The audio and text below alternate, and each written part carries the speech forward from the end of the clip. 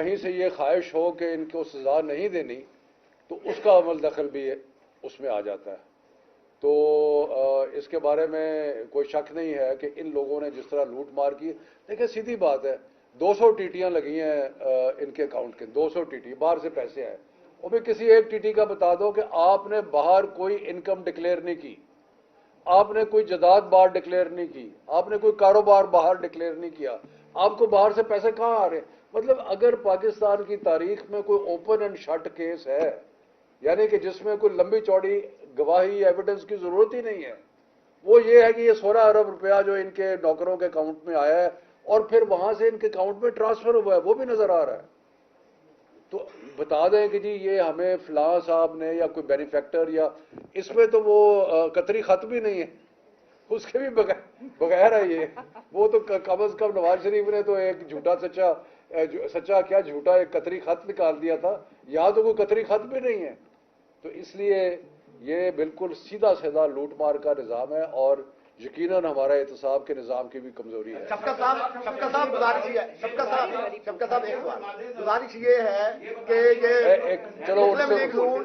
مسلم league نون آپ کے دور حکومت میں یہ کہتی رہی ہے کہ نیب کے سخت قوانین کی وجہ سے ملک کی معیشت تباہ ہو رہی ہے, انویسٹر باہر سے نہیں آتا, لہذا نیب کے قانون بڑے سخت ہیں, تباہ ہو رہا ہے ملک. اب تو انہوں نے آئین میں ترمیم کر لی ہے, نیب کو بالکل ہی لنگڑا لولا بنا دیا. کیا ملک میں ترقی ہو رہی ہے؟ یہ آپ نے اپنے سوال کا جواب خود دے دیا کہ ملک میں کوئی ترقی نہیں ہو رہی. اگر نیب کو مفلوج کر کے اور اکاؤنٹیبلٹی کے سارے نظام کو ختم کر کے اگر اس سے کوئی بہتری آئی تھی تو آپ دیکھ لیں.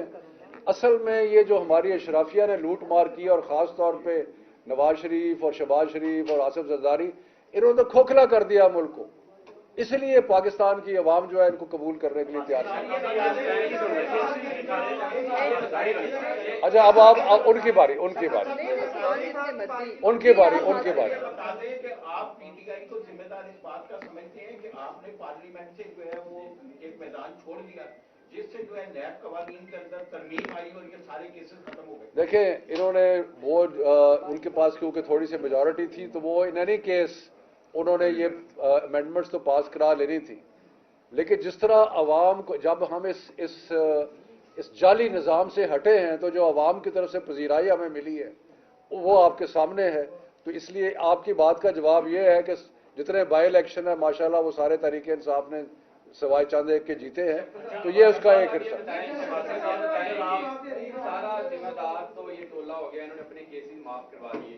یہ پاکستان کی بدقسمتی نہیں, پی ٹی اے کی بدقسمتی نہیں کہ 3 سال آپ اقتدار میں رہے, آپ نامضبوط حکومت کر سکے. جب حکومت سے نکالا گیا آپ مضبوط اپوزیشن کے طور پہ بیٹھ سکتے تھے, آپ نے وہ اپوزیشن بھی نہیں کی. جب احتساب تھا تو خان صاحب کہتے تھے نیب کا ادارہ بھی کنٹرول اور کر رہا تھا, تو آپ کس چیز کی حکومت کر رہے ہیں؟ بات یہ ہے میرے بھائی, اگر احتساب کسی اور ادارے نے کرنا سن لیں, پچھلے 3-3.5 سال جو ہماری حکومت تھی, آپ کو حماد اظہر صاحب نے کئی پریس کانفرنسز میں بھی بتایا ہے, اگر آپ سارے اکنامک انڈیکیٹرز دیکھیں ہمارے سارے اکنامک انڈیکیٹرز اوپر جا رہے تھے. تاریخ کی سب سے بڑی ایکسپورٹ جو تھی وہ ہمارے زمانے میں ہوئی. اس کے بعد ریونیو کلیکشن جو تاریخی طور پہ ہمارے زمانے میں ہوا. اس کے بعد جو ریمیٹنسز تھی وہ تاریخی طور پہ. تو یہ تو ان کا نیریٹو ہے, یہ جو نون لیگ والوں کا, یہ باتیں کرتے ہیں. تو اچھا نہیں بحث نہ کریں, آپ نے سوال کیا میں نے آپ کو جواب دیا. یہ ہے کہ آج چونکہ ایک خصوصی طور پر لوٹ مار کی بات ہو رہی ہے تو میں یہ جاننا چاہ رہا ہوں کہ سابقہ دور کی ہم ہمیشہ بات کرتے ہیں لیکن موجودہ دور میں بھی لوٹ مار جو ہے وہ جاری و ساری ہے. یہ سب ساتھ ہی بیٹھے ہیں. ابھی کچھ ہی دن قبل میں نے 5 ارب روپے کی کرپشن کا کیس ان کو درخواست بھی دی اور ملا بھی جا کر, تو وہ یہ کہہ کر وڈرا کر دیا گیا محکمہ اینٹی کرپشن کی جانب سے کہ یہ چیز پر ہم جو ہے نا وہ کچھ نہیں کر سکتے اوپر سے آرڈر ہے. نہیں وہ ایسی کوئی بات نہیں ہے, کوئی بھی کرپشن کا کیس ہے ہم اس کی بھرپور سراسر الزام ہے, یہ سراسر الزام ہے. آپ ایک سوال لے لیں. اچھا ٹھیک ہے نا, اچھا ان سے بات کریں. آپ سوال سراسر الزام ہے.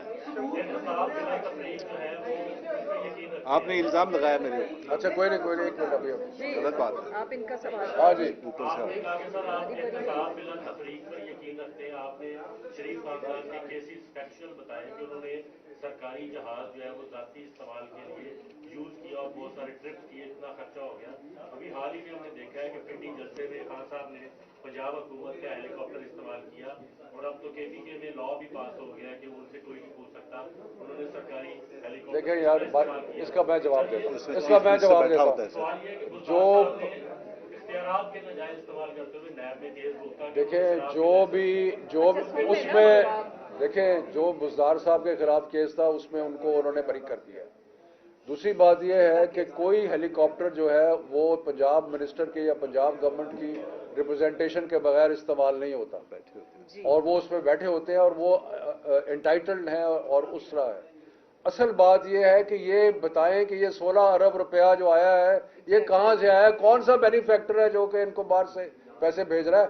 आज तक अभी मैं शहबाज शरीफ और ये सुलेमान को कहता हूं कि बता दें कि जी ये टीटी जो आई है ये हमारे फलाने रिश्तेदार ने या हमारे फलाने किसी ने भेजी, एक तो बता दें। शेख साहब एक सेकंड, उसके बाद आप एक तरफ तो बातें ये हो रही हैं कि जो अरकान कौमी असम्बली है वो दोबारा जाकर कौमी असम्बली में सीधे देंगे, क्या ये बात दुरुस्त है या नहीं, और दूसरी तरफ पंजाब असम्बली कब तक तोड़ने के इम्कान है। और तीसरी बात यह है कि सदर आरिफ अलवी जो है आज लाहौर आ रहे हैं, इमरान खान से मुलाकात करेंगे और जो इसहाक डार से मुलाकातें हुई हैं उस पर भी करेंगे क्या?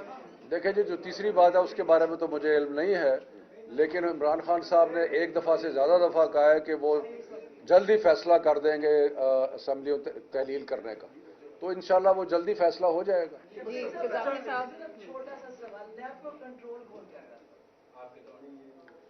उसके बारे में जवाब इमरान खान साहब दे चुके हैं कि जो गए हैं वो कंट्रोल कर रहे थे, वो फैसला करते थे, जो चले गए। अच्छा सर, आप मुआशी बात कर रहे हैं मोशन की, जो अभी आप जो हुकूमत लेने के तैयार है और ऑलमोस्ट इस पर काफी आपकी पॉपुलरिटी है, ये बताइए कि जो 2018 में पाकिस्तान तहरीक इंसाफ में मुआशी पॉलिसियां लेके आएगी कि अगर हुकूमत मिलती है तो आप उन्हीं पॉलिसियों के तहत चलेंगे या इसमें कोई टीम में चेंज कर रहे हैं? वही टीम उसी तरह 3.5 साल के अंदर जो हमारी मुआशी पॉलिसीज थी उन्होंने मुल्क को खड़ा किया, अपने पैरों पे खड़ा किया।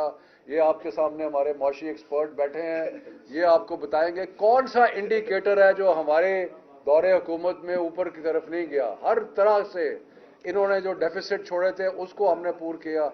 कोविड के बावजूद हमने ऐसे इकदाम किए कि मुल्क को खड़ा किया, एहसास प्रोग्राम के जरिए लोगों को रिलीफ दिया। इन्होंने पिछले 8 महीने में तबाह बर्बाद कर दिया हर चीज।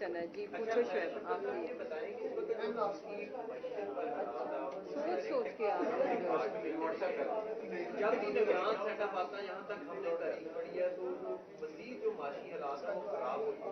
क्या मुल्क इस वक्त मुतहम्मिल हो सकता है कि निगरान सेटअप की तरफ जाए, उसके बाद इलेक्शन और मजीद हमारी मशीन? मेरे भाई आखिरी बात है, मैं जरा इसको जरा क्लियर कर दूं। सुने प्लीज। दुनिया जहान में जहां जमहूरी ममालिक हैं, जब कोई सियासी या मुआशी बहरान शिद्दत अख्तियार करता है तो वहां पे इलेक्शन कराए जाते हैं, और इलेक्शन इसलिए कराए जाते हैं कि नई हुकूमत आए, उसको अवाम का मैंडेट हो, वो सख्त फैसले कर सके, वो दूर रस फैसले कर सके, क्योंकि वो 5 साल के लिए वो हुकूमत आती है। यही हल है। अगर इसके अलावा कोई हल कोई तजवीज़ कर सकता है तो हमें बताएं, कोई और इसके अलावा हल है नहीं।